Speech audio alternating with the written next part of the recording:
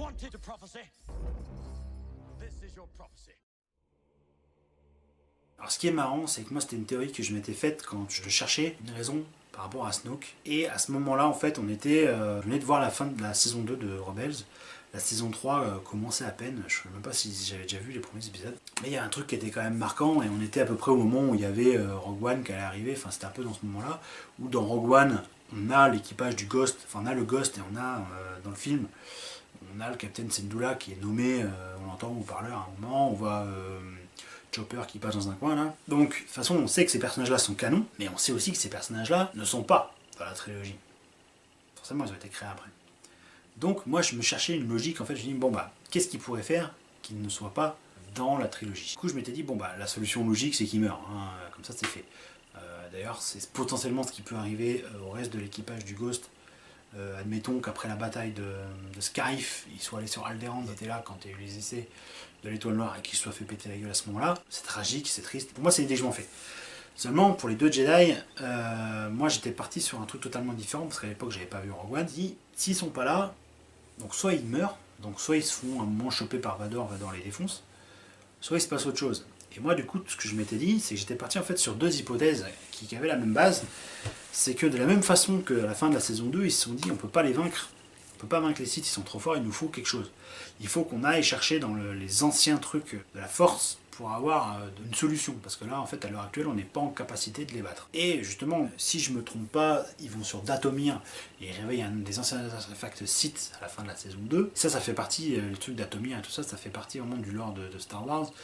Et justement c'était des trucs un peu qui étaient dans KOTOR. Et là en fait je m'étais dit, ben, limite pourquoi pas ils sont pas repartis comme ça.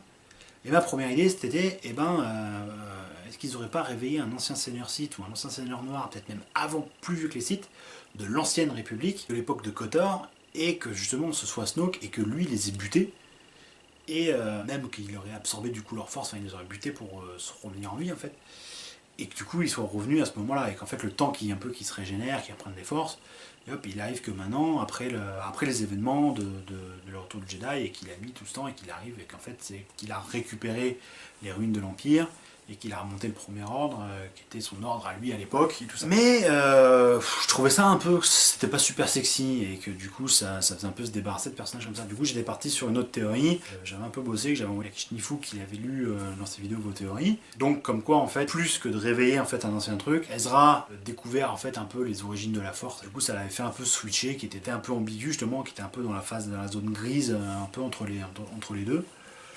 Parce que c'est vrai que de ce qu'on en connaissait de Snoke à l'époque, après l'épisode 7, on n'en connaissait rien. Enfin, on avait un putain d'hologramme, on se doutait qu'il maîtrisait la Force, mais après, on n'en sait pas plus que ça. Et il n'y a aucun moment où il est considéré comme un seigneur Sith, tout comme Kylo Ren. À l'heure actuelle, de ce qu'on en sait, ce ne sont pas des Sith, mais des utilisateurs de la Force, sûrement du côté obscur. Mais voilà. On a les chevaliers de Ren, et Snoke, on ne sait pas ce que c'est. Et du coup, je me dis, bah, pourquoi pas, à la limite, ce serait Ezra qui en fait aurait switché, et quand il aurait vu ce que devenait la République, que ça partait un peu comme l'Empire, et qui du coup pour lui ça ne lui convenait pas, c'était pas sa vision à lui de la justice ou quoi, et que du coup il serait devenu Snoke et ainsi de suite. Bon, cette théorie là, aussi intéressante qu'elle soit et aussi bien développée que j'avais pu la développer, c'était de la connerie. À l'époque quand je l'ai fait c'était plutôt pas mal. Maintenant avec les nouveaux éléments qu'on a, je sais que c'est la merde, que ça a aucun sens. Une fois c'est le genre de théorie qu'on fait à un instant T, parce qu'on a ces éléments là qui nous indiquent ça. Et puis après, quand on a en gros d'autres explications, on va me dire, ah non, c'est pas possible, du coup on cherche autre chose. Et là on en revient à ma première idée de l'ancien seigneur qui était enfermé quelque part dans une petite stase, une prison de stase de Force ou je sais pas quoi, et qui aurait pu être libéré, alors soit juste comme ça, soit justement par nos amis Kanan et Ezra.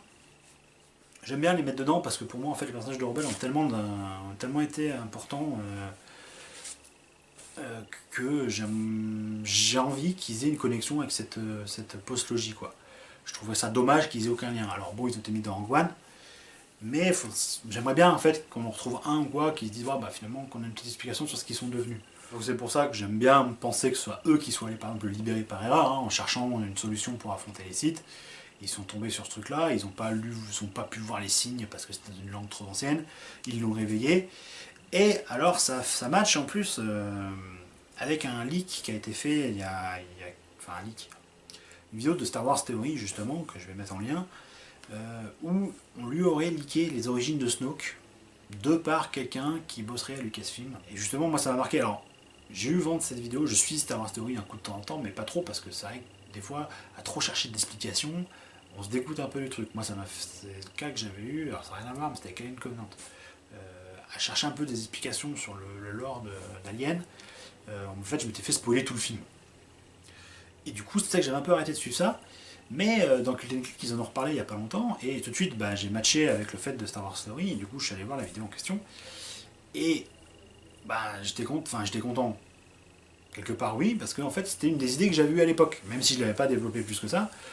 Donc en fait, on a un Snoke, qui est un ancien seigneur noir. Alors, je ne vais pas dire Sith, parce que pour moi, l'intérêt, ce serait qu'il vienne d'avant. Et justement, ça permettrait de développer justement l'ancienne République.